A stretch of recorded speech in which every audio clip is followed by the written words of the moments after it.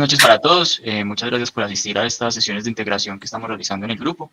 Saludamos al doctor Diego Sánchez, médico, internista, infectólogo de varias instituciones de Manizales. Muchas gracias, profe, por la conferencia y quedamos a su disposición. Perfecto, bueno, voy a tratar acá entonces de... Un segundito. Que quiero estar conectado para ver quiénes están conectados. La idea es que sea un conversatorio. Entonces, pues básicamente lo que les quiero mostrar no es nada diferente a lo que hago en el día a día. Son casos pues todos propios que he tenido que enfrentar en algún momento del actuar médico. Y básicamente lo que les quiero transmitir es la forma en que pensamos a la hora de tomar la decisión de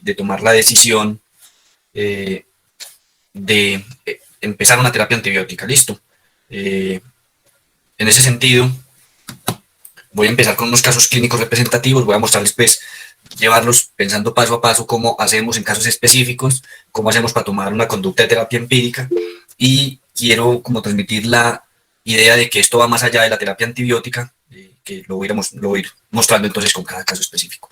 Este es un mensaje que transmito siempre antes de empezar cualquier antibiótico. Debemos de pensar, hacernos unas cuantas preguntas. Uno pudiese hacer un decálogo de preguntas antes de iniciar una terapia y en ese sentido tratar de ser lo más racionales en el uso de los antibióticos. Lo primero que yo tengo que preguntarme es si el paciente realmente tiene una infección.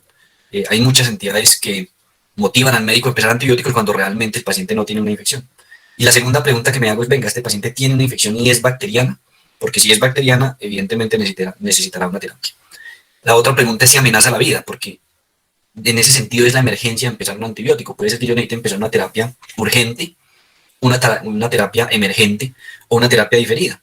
Hay patologías incluso intraabdominales que me pueden dar 24, 48 horas para empezar un tratamiento en espera de realizar estudios, y otras que dan mucho tiempo, no necesariamente 48 horas, sino que son crónicas y pudiesen esperar sin empezar antibióticos, optimizando el rendimiento de los cultivos.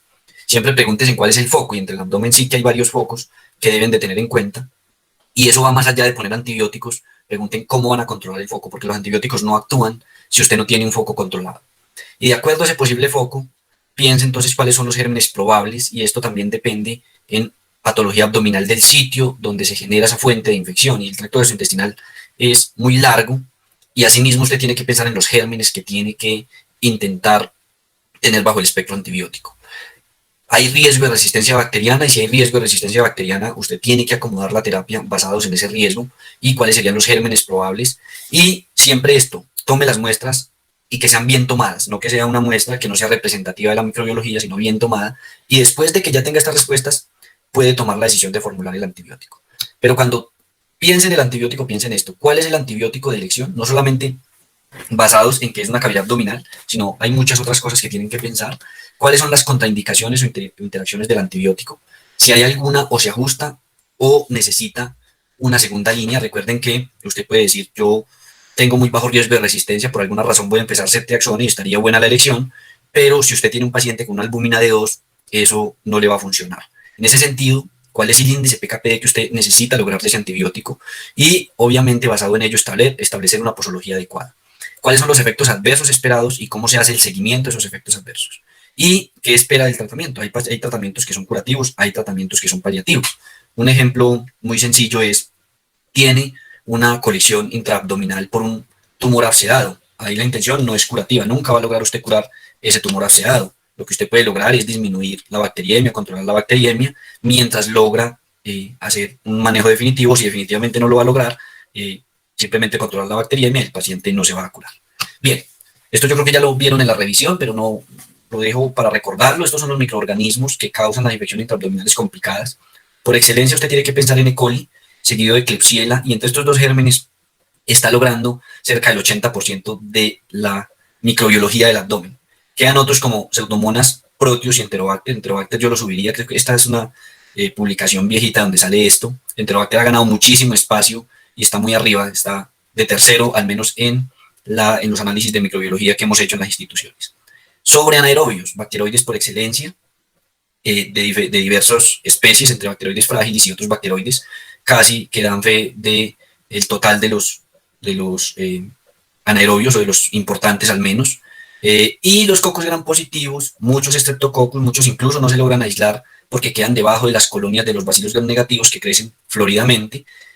Los enterococcus pasa lo mismo, enterococcus puede llegar a causar muchos problemas en las peritonitis secundarias y terciarias, en especial las terciarias, en especial enterococcus resistentes a penicilinas y peor aún en resistentes a vancomicinas. Otra gráfica clásica, el libro de Mandel. Recuerden que la cavidad abdominal no es una sola cavidad, tiene varias cavidades, están divididas anatómicamente y en abdómenes complejos tienen mayores septos, fuera de los anatómicos esperados, para que no crean que una muestra de una peritonitis secundaria es representativa de toda la cavidad y por eso muchas veces las terapias fallan. Bien, ya después de esa corta introducción, voy a empezar con unos casos. Yo les pido a todos que sean participativos, vale la pena equivocarnos, vale la pena que sea más un conversatorio que un monólogo, y así las cosas podemos aprovechar un poquito más la charla. Voy a partir desde lo más básico y iré pasando. Un segundo. Iré pasando por algunos casos más complejos. Esta es una mujer de 22 años, previamente sana. Ingresó entonces por apendicitis complicada con peritonitis. El tratamiento empírico, ¿qué se les ocurre a ustedes? ¿Con qué empezarían una peritonitis secundaria en una mujer que no había estado expuesta a antibióticos? Con ampicilina, sulbactam, voto yo. Listo, ampicilina. ¿Alguien más? Yo también me iría por ampicilina sulbactam 7 días. Perfecto. ¿Alguien más que se salga ampicilina sulbactam? Pictazo, profe. Bueno, pictazo es una opción. ¿Qué hace que yo tenga que tomar la decisión? ¿En qué debo basar esa decisión? El estado clínico de la paciente, Diego. Bueno, si el paciente está muy grave, sí, sin duda. ¿Cierto? Uno debería, basados en las primeras premisas que puse, si el paciente está grave, sería un inicio de terapia emergente, es decir, como el paciente en sepsis o en choque séptico. Esa es una. Cuando el paciente no está tan grave, yo puedo equivocarme y en 24, 48 horas ajustar la terapia. Pero lo principal a la hora de tomar la decisión de antibióticos es conocer la microbiología local. Para Manizales, para las instituciones de tercer nivel, la resistencia a ampicilina sulbactam es aproximadamente el 40%. ¿Qué significa eso? Que si yo tengo un paciente muy grave, le pongo ampicilina sulbactam y en 48 horas que me llegan los cultivos voy a ajustar, el paciente puede estar muerto. Si el paciente no está tan grave y es una peritonitis local, no tiene choque y se controla el foco con cirugía, ahí no va a pasar nada. Pero la probabilidad de tener un germen de la cavidad abdominal como E. coli resistente a cefalosporinas de segunda generación como cefuroxime, a cefalosporinas de tercera generación o a piperacillina tazobactam es tan bajo como del 12-15% para cefuroxime y por ahí 10-12% para cefalosporinas de tercera y tan bajo como el 5% para piptazo, excepto que se nos cruce por ahí una cepa IRT. Bien, este es el cultivo. La terapia definitiva, ¿cuál sería?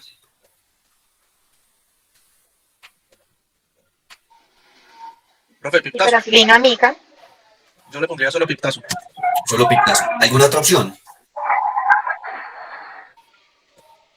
Acá es un antibiótico muy simplificado, es ya editado realmente, es una tarjeta que le da a uno las sugerencias. Mira, acá piptazo sería de elección porque usted bajo una terapia, un solo antibiótico, ofrece el espectro para las cosas que necesita. Pero tengan en cuenta lo siguiente, si usted tiene otras opciones que no me seleccionen pseudomonas, es dependiendo del grado de riesgo que usted tenga de seleccionarle una cepa resistente en el hospital. Si usted tiene muchas pseudomonas, no use piptazo, busque una opción un poco más, un antibiótico de un espectro más estrecho. Podrías mirar la tarjeta en el laboratorio como cefuroxime, por ejemplo. Profe, yo tengo una pregunta. Sí, señor. Es que en la charla de hemos visto que la tigecyclina era muy buena siempre y cuando el paciente no estuviera en sepsis. Sería una opción sabiendo que Genta está sensible y tomamos los otros aminoglucósidos sensibles. Sí, mire, utilizar tigecyclina es un antibiótico muy bueno para infecciones intraabdominales con mucho espectro, que yo me lo reservaría para los próximos casos. ya les iré mostrando algunos donde definitivamente sí es un muy buen antibiótico. Pero en este germen que solamente exhibe una hiperproducción de penicilinasas, que es tanta la hiperproducción que alcanza, que el surfactán no alcanza a ser suficiente para inhibirlo, y solamente exhibe resistencia a las quinolonas por fuera de ampisulbactam, tengo muchas opciones. Muy seguramente si veo una tarjeta o veo el reporte completo de la tarjeta de microbiología, que se puede simplemente al laboratorio revisar, lo que muestra el equipo es una cepa sensible a las cefalosporinas de segunda, incluso una cefalosporina de tercera, aunque es muy discutible por el riesgo de seleccionar gérmenes BLE, pero piptazo por excelencia genera mucha expresión de BLE. Entonces, tanto piptazo como una cefalosporina de tercera es nociva. Ahora, si ustedes eligen cefuroxima, ceftriaxone, cefotaxime, tienen que acompañarlo de metronidazol, porque las cefalosporinas no gozan de buen espectro contra los anaerobios, es que es nulo casi el espectro. En cambio, piperacilina lo podrían tener en una sola. Conclusión, piperacilina podría ser, depende de lo que quiera seleccionar, o una cefalosporina de segunda si puede demostrar la sensibilidad, o en su defecto, una cefalosporina de tercera. Cefepime sigue siendo muchísimo espectro para este germen y tendría que combinarlo con metronidazol. Bien, este es otro casito, vamos a subirle un poco a la complejidad. Este siempre lo he mostrado ya un par de veces, pero me parece muy interesante. 32 años, saludable, es del año pasado, del 7 de octubre del 2020, tuvo diarrea, recibió ceftriaxone y metronidazol y posteriormente ceftriaxone fue cambiado por cipro. A los 5 días se le demostró un vólvulo y requirió la parotomía exploratoria donde hay una perforación intestinal. Como venía con antibióticos, era esperable que los cultivos fuesen negativos. Y el 16 nuevamente se revisó la cavidad, esta vez hicieron anastomosis de los cabos y se obtuvo crecimiento de bacilos gram negativos. ¿Qué antibiótico le damos? Tengan en cuenta la exposición previa y casi que en presencia de esos antibióticos aparece un germen.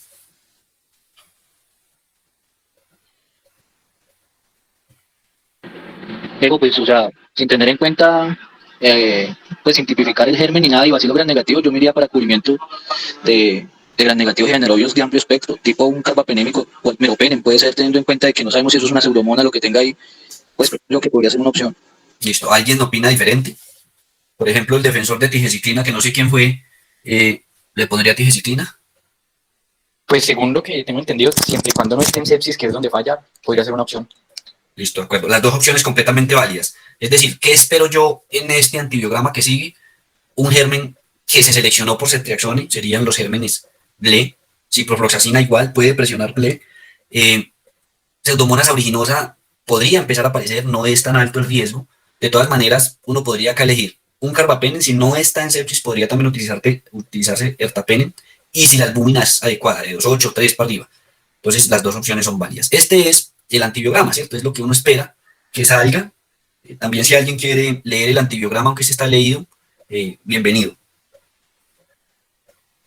Entonces, ¿qué sale? E. coli, el mismo equipo me dice, mire, ese coli es biel, pero miremos pues cómo se interpreta este antibiograma. Vamos y revisamos las cefalosporinas de tercera generación, en el cual tenemos ceftazidima con una MIC de 8, y el equipo al adicionar clavulanato a la ceftazidima logra descender más de 2 diluciones en la MIC. Acá el descenso fue marcado 8, 4, 2, 1 y hasta que llega a menos de 0.25, es decir, bajito, unas 6 diluciones. Eso es el test de BLE y confirma que es resistente a las cefalosporinas de tercera generación. Y la pregunta, supongamos que yo elegí piptazo en este caso, ¿qué opinarían de esa elección del antibiótico? Pues Doc, hasta ahora el piptazo solamente tiene como evidencia para infecciones BLE cuando es foco urinario y cuando tiene una MIC menor de 4, y no estoy mal. No Correcto, sé, eso de la MIC es muy importante. Lo de la MIC es muy importante. Este antibiograma no me aporta la MIC exacta del germen. Entonces, fíjense ustedes, esto era una tecnología microscan que tiene todavía las tarjetas que no se han actualizado y con microscan eso viene pasando hace mucho tiempo hasta que tocó que cambiar la tecnología a tarjetas actualizadas. Con este yo no me arriesgaría. Ahora, hay una circunstancia en la que sí me arriesgaría. Asumamos que yo le empecé el antibiótico cuando tuve los nuevos hallazgos quirúrgicos, le puse piptazo, pasadas 48, 72 horas, me llega el cultivo y el paciente va bien. No tendría por qué cambiarlo. Porque recuerden que lo que dice el doctor es cierto. Infecciones no complicadas de tracto urinario o vía biliar pueden tener efecto. El mayor estudio, que es el que todos conocen, al pie de la letra, que es el estudio Merino, era para bacteriemia, ¿cierto? Estos tipos de pacientes no tienen estudios grandes, es decir, que el 70-80% lo hace el cirujano operando y controlando el foco y nosotros venimos ahí a ayudar un poquito con antibióticos. Si el paciente va bien, no le cambiaría el antibiótico, pero eso exige pues que uno esté encima del paciente. Ahora, ¿por qué?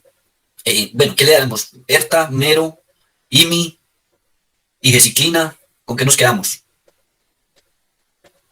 Ahí sí entra la opción de tigecyclina como un medicamento aceptable ahí. Yo creo que tigecyclina es muy bueno, ertapenem también. Ventajas de de tigecyclina sobre los carbapenem es que usted deja quieta la presión contra carbapenemasas, que lo que sigue con este paciente es ese. Allá vamos, directo a ese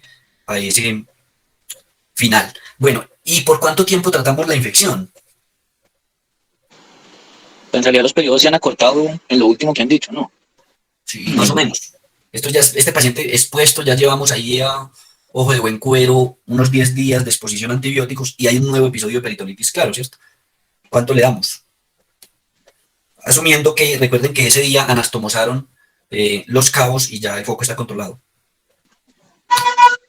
Profe, pues ellos se miran el Merino, terapia corta. Eso, Sí. no es el Merino, sino este estudio publicado en 2015 en New England, para mí es el estudio de referencia para peritonitis secundaria, en el cual entre más corto el curso de antibióticos, mayores ventajas y buenos desenlaces. Y esta es la gráfica, lo dice todo. No voy a ahondar en el estudio, pero vale la pena. Ahí fueron 5 días de terapia con una media de 4. Los grupos quirúrgicos deben de conocer este estudio y la terapia es 4 más o menos 1. Es decir, uno lograría, si hay un control del foco adecuado, con 3 días incluso podría curar la peritonitis. Con 5 días también, promedio 4. Yo en la práctica clínica me voy a 5 días y ahí me mantengo y nos va bien en términos generales. Es mejor que usted tenga que tratar 3, 4 episodios de peritonitis que pasen los abdómenes muy complejos, a dar de forma continua 20 días de antibióticos, que fue lo que hicimos hace unos cuantos años, y digo hicimos porque también lo hice. Pero ya esto tiene la evidencia suficiente que nos da la tranquilidad de dar cursos acortados para peritonitis.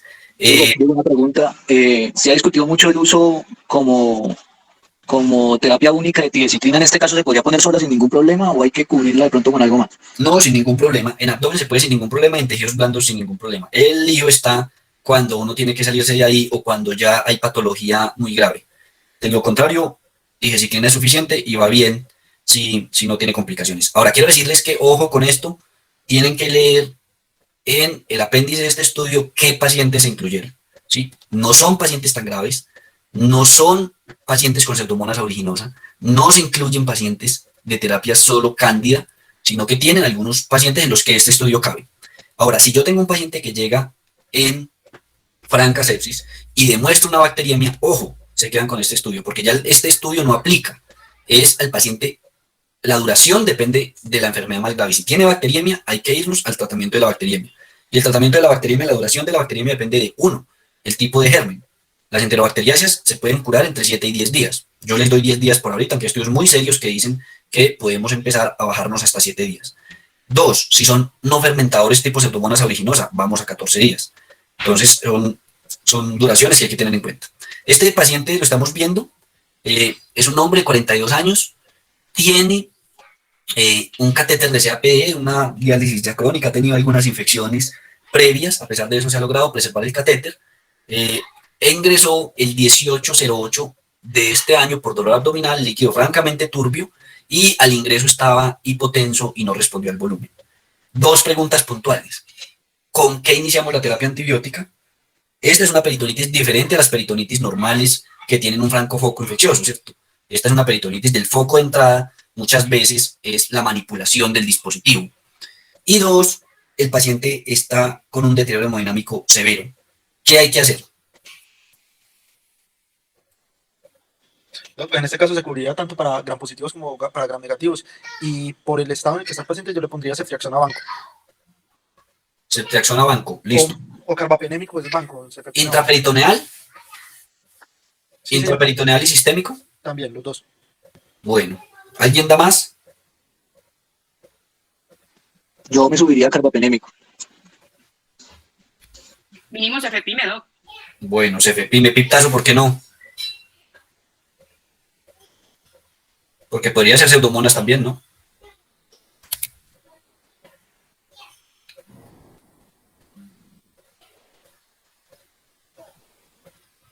Profe, pero está en choque. Yo me iría con un espectro más amplio que Piptas. Bueno, muy bien. Todas son consideraciones válidas. Lo que toca que recordar es que el espectro no incrementa la capacidad de lisis bacteriana, ¿cierto? Este paciente, por estar en contacto con el medio hospitalario, sin duda tiene más riesgos. Bueno, le pusimos piptazo vancomicina y a los 2 días de ese líquido peritoneal se aisló Serratia. ¿Qué le damos? ¿Con qué dirigimos esa terapia antibiótica? Bueno, voy a hacer una pregunta más atrevida. ¿Sirvió o no sirvió ese antibiótico?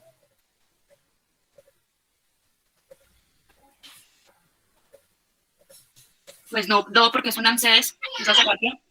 Bueno, recuerden que, aunque es un AMC que acá muestra resistencia a cefoxitina, es decir, que ha empezado a desreprimirse, todos los AMC son intrínsecamente resistentes a los inhibidores, es decir, a sulbactam, a tazobactam, a clavulanato, pero las penicilinas per se preservan algo de espectro. No significa que yo perdí 2 días de antibiótico. El paciente con estos espectros puede aguantarse hasta que yo dirija la terapia. ¿Cuándo realmente va a fallar? Si yo tengo un inóculo muy alto y no logro depurar la infección rápido. Ahí sin duda va a fallar. Y acá por mucho espectro que usted le ponga, si no ha controlado el foco infeccioso, no va a lograr curar al paciente. Le dimos cefepime. Recuerden que no se deja hidrolizar tan fácilmente por los AMC, pero pues corre algunos riesgos también, y es esto, mire. Ese paciente había que quitarle el catéter una vez llegó, y eso fue lo que se hizo. El paciente en choque con un origen abdominal, pues con una peritonitis, con un catéter hay que quitarlo, eso es emergente, de lo contrario usted no va a lograr controlar el inóculo. Pero este paciente, de una forma desafortunada, ha venido sin respuesta al tratamiento, a pesar de tener una terapia dirigida, ¿cierto? Y acá está la explicación, es donde quiero llegar. Ojo con el control del foco. Una cosa es retirar el catéter de forma habitual, usted retira el catéter y da manejo médico, y la duración de estas terapias son más largas, no son la misma duración de una peritonitis donde usted entró a la cavidad, lavó y controló completamente el foco. Estos peritoneos se tabican y esos tabiques no dejan curar al paciente tan fácil. Ahí está la explicación, esto fue ayer, el paciente no va tan bien, entonces estamos pendientes de lavado quirúrgico en la parotomía, de lo contrario no se va a aliviar. Bueno, otro paciente, este es un hombre de 66 años, previamente sano, también es un casito del año pasado, de octubre. Este paciente requirió una laparotomía por peritonitis y secundaria a una apendicitis. Inicialmente se aisló E. coli silvestre, recibió cefuroxima y metronidazol y la evolución no fue esperada. Este fue el germen inicial. Creo que acá no tenemos ninguna duda que cualquier antibiótico pudiese servir, siempre y cuando estuviese combinado con espectro para granos negativos. Esto ya lo dijimos, y este es una complicación de ese paciente, es una evolución no esperada. Miren ese absceso también delimitado. ¿Qué hay que hacer? Hay que drenarlo. Drenar. Listo. Drenar, y acá está la sorpresa. Ahora dígame, ¿qué le doy? Profe, pero habría que empezar por realmente ver si estamos frente a una carbapenemasa. Hay que hacer pruebas de extensión. Listo. Y mientras tanto, porque eso se va a demorar, ¿qué le doy?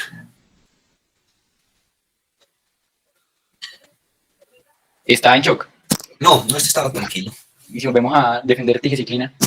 Listo, tigeciclina. ¿Y por qué tapen resistente y mero sensible y mi sensible? ¿Será un error de laboratorio?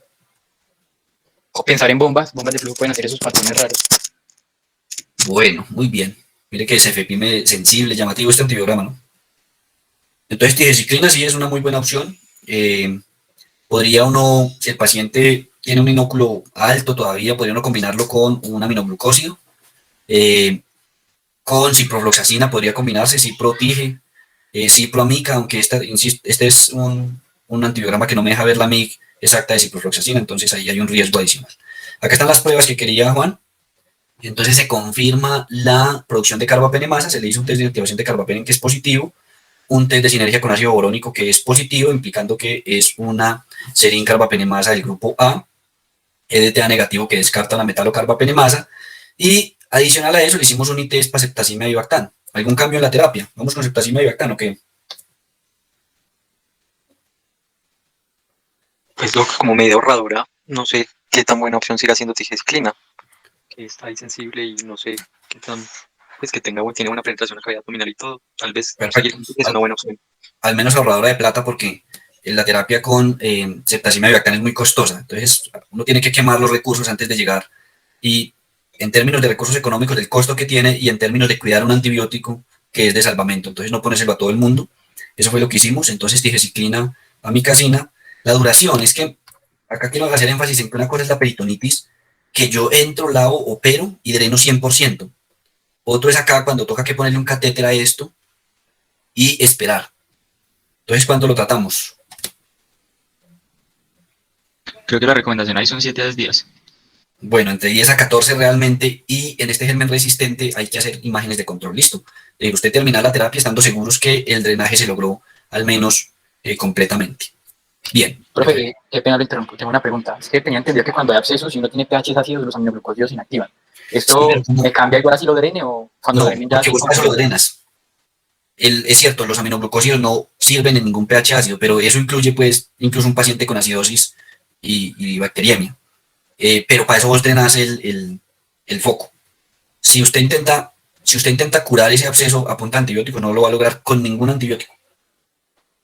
Yo quería hacer una pregunta, sí, cuando ahí dice ahí muy bien que, claro, como el APB salió positivo para el ácido borónico, entonces da para una clase A, pero ese no es el típico antibiograma, Diego, que a veces aparece con las OXA, que aparece resistencia a ERTA, sensibilidad a Completamente. ¿Cierto que sí? Completamente. Uno ve este antibiograma y dice, este debe ser un OXA. Pero llamativamente, lo que pasa es que ya hasta acá llegamos, no pudimos hacer, por ejemplo, un panel molecular que le dijera a uno, venga, exactamente es tal germen. Por epidemiología, pues todo parece decir que es una KPC, pero llamativo, el antibiograma es muy llamativo. Siempre uno, cuando ve eso tan discordante, dice, venga, acá está pasando algo, será un inóculo muy alto para el proceso que de pronto hace esa resistencia a ERTA, o es un ANSE con bombas de expulsión o cierre de porinas, bueno, pero este finalmente se confirma por pruebas muy sensibles, entonces nada que decir. Bien, estas consideraciones para dejar ahí, recuerden siempre algunos aspectos que ya los mostrábamos. Bueno, este es un casito, ya se va poniendo más complejo el asunto. Infecciones polimicrobianas, es cómo hacer para tomar la decisión en el tratamiento de esta infección. Esto sí está ya como con un residente grande, vamos a ver, yo reviso acá, a ver quién es el que va a salir acá. Pues es que, mire, tiene cefalosporinas, todas comprometidas, ¿cierto? Aminoglucósidos resistentes. Grupo de carbapenems resistentes. Pero la que dice intermedia acá es... Singenta también está intermedia o es resistente. Genta, ¿cuál es el por allá quiero llegar. Oh, ya, Tienen que hay mirar- dos grupos, hay dos Tienen que microorganismos. mirar el germen que más problemas Ya. pone. Es decir, busquen el germen, hay dos enterobacterias, es decir, son el Sí. mismo grupo. Entonces miren el germen que sea más resistente. ¿Y cómo obtuvieron ese líquido? Ah, no, si está ahí es porque lo tomaron bien tomado. Sí, Eso fue, si es líquido intraabdominal y lo estamos leyendo, ya dijimos, tiene importancia microbiológica. Entonces, miren, el paso es, paso 1, busque el germen más resistente. Sí. De estos dos es la cepa de Klebsiella. sí. ¿Cómo trataría uno acá Klebsiella? Tiene casi que una opción, es darle tigecyclina más gentamicina, que tiene la mejor MIC. Esa sería una opción, inventada más bien. Opción válida si no hay choque muy profundo es darle tigecyclina a dosis altas, 200 de carga y 100 cada dosis. Estudiado, eso está reportado. Otra opción para KPC, descrita en la literatura, no goza de mucha evidencia. Recuerden que esta decisión, si ustedes ven la fecha arriba, la tomamos en marzo del 2019. Esto fue en un caso de Medellín. Cuando eso no teníamos ceftazimia y Bactán en Colombia. Entonces, ¿con qué se trata este paciente? La cepa de abajo, tigecyclina. Si tengo mucho miedo y el inóculo es alto, doble dosis. ¿Me sirve para la cepa de arriba? Sí me sirve. 0.5 de MIC, una MIC muy, muy buena. Y podría, si esa cepa de arriba está preocupándome o es la de mayor inóculo, podría uno pensar en darle tigecyclina ciprofloxacina. Con eso usted logra vencer el inóculo y el resto lo hace el cirujano, 5 días de tratamiento. Pero no olviden que hay, miren arriba en el informe preliminar dice, en el medio de enriquecimiento se observan bacilos gram positivos. ¿Qué hacemos con eso? Pues será que es contaminación, Doc. ¿Y qué tal sean reales? ¿Cuáles podrían ser? Solo ¿Bacteroides? Es que Son- la cavidad abdominal por excelencia es polimicrobiana, ¿sí? Entonces, si no crecen, son anaerobios. Puede ser Streptococcus, Peptostreptococcus, cualquiera de ellos. 2, pueden ser Enterococcus. ¿Le sirve o no le sirve tigecyclina?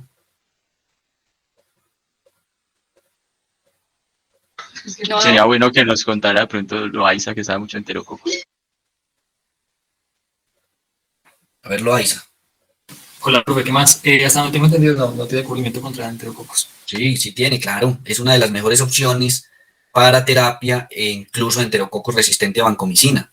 Entonces, ahí con tigecyclina está ganado. Si es anaerobio, bien, tiene espectro suficiente, listo.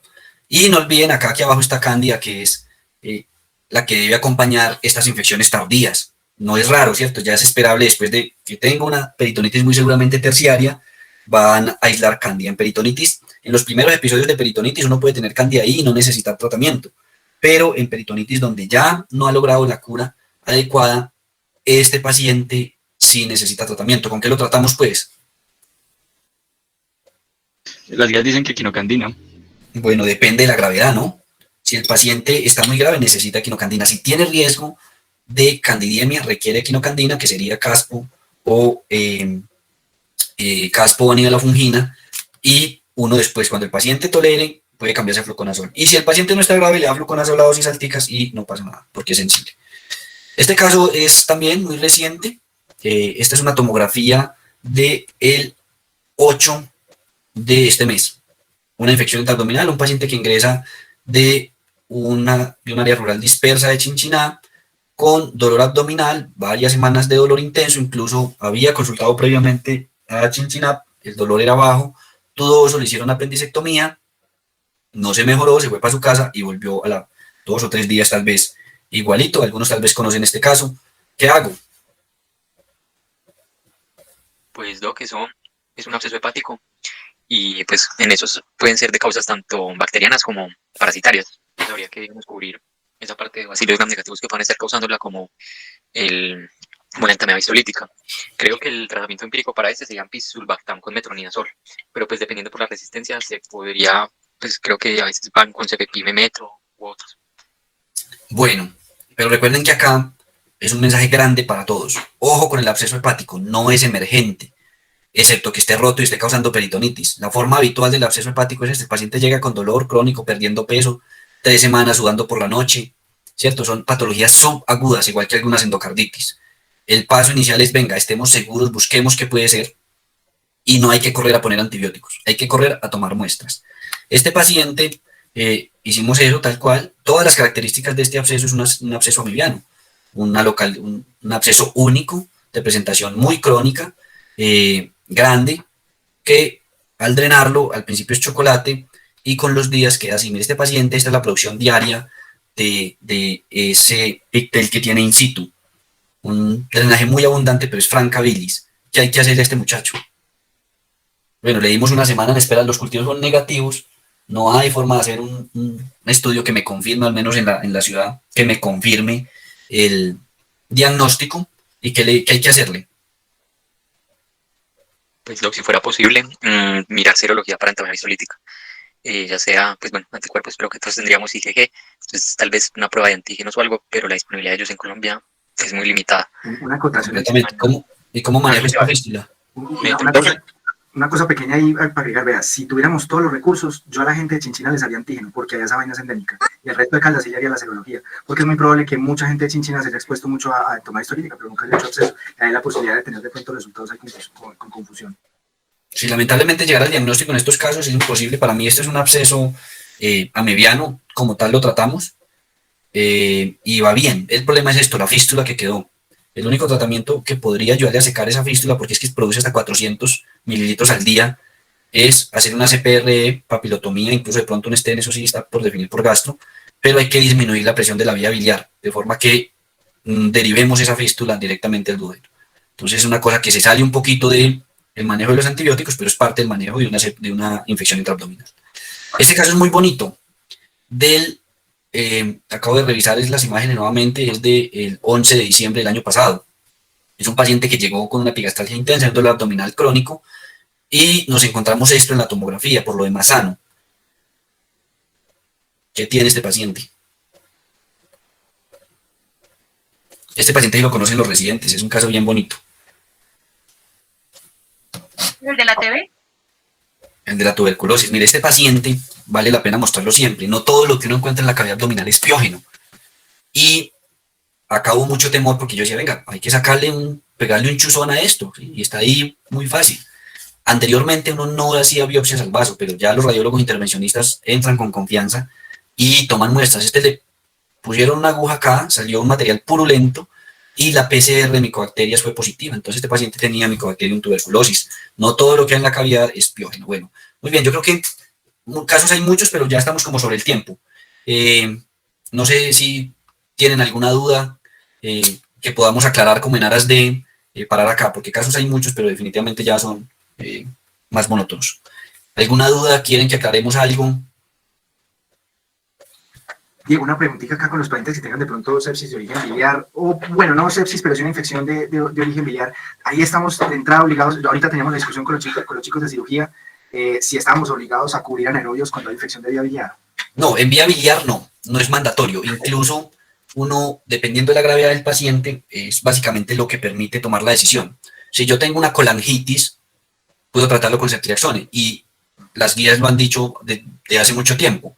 Es un medicamento que ingresa muy bien a la vía biliar y no necesita más. Puedo tratarlo con cefuroxime. Ahora, si el paciente está muy grave y hay sepsis, recuerden que hay que pensar en algunos gérmenes adicionales, enterococcus, donde las cefalosporinas no tienen un efecto adecuado.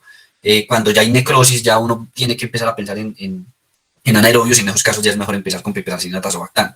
Yo no empiezo en este momento ninguna terapia empírica con ampicsulbactam, incluyendo el absceso hepático. ¿Por qué? Porque tengo el 40% de riesgo de fallar para cualquier enterobacteriacia. Ahí estamos recogiendo una casuística interesante de los abscesos hepáticos que llegan a tercer nivel para ir analizando después. Eso no aportará más que unas cosas descriptivas, pero es muy bonito porque vamos a conocer un poquito esos casos. Eso casi no está estudiado y no se encuentra evidencia reciente porque a nadie le interesa eso. Pero hay que ir conociendo los gérmenes que infectan. Listo, ¿no? Yo creo que hasta acá llegamos. Les agradezco mucho por la invitación.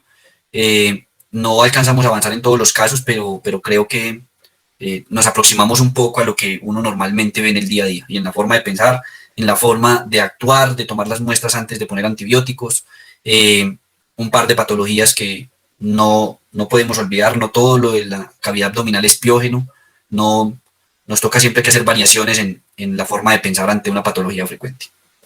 Doc, una cosita, de pronto si quedaron más casitos chéveres, pues si usted dispone de tiempo, podríamos programar otra sesión para hacer otros casitos. Nos cuenta si tiene de pronto disponibilidad, nosotros hacemos la convocatoria. Hágale, sí, saquen un espacio, y hay otros, no muchos, incluso lo ideal aquí en adelante es hacer una mezcla entre el análisis de los antibiogramas y la elección de los antibióticos, que creo que es donde está el secreto del actuar médico. Eso es una infección polimicrobiana por excelencia. Listo, profe, muchísimas gracias, y muchísimas gracias a todos los que asistieron y participaron el día de hoy.